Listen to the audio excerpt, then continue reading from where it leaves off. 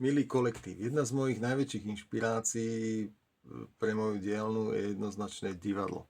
Vždy, keď vidím nádherne oblečenú ženu v kontraste s koženou kabelkou, hneď mi srdce zaplesá, zmysly sa zapoja, je to taká súkromná pozorovacia smotánka v mojej hlave. Milujem krásnych ľudí a potom z toho vznikajú takéto kabelky, napríklad takáto, alebo táto, takto bledšia. Ináč včera som bol pozrieť našich divadelníkov Floč na takej bilancii 10 rokov na scéne. Bolo to dojemné, bolo to nádherné, dokonca tam som videl nejaké dve moje kabelky, ešte takáto aktovková. A pre viac info na mojom Facebooku alebo Instagrame pod menom Ondrix Kravda. Ďakujem vám.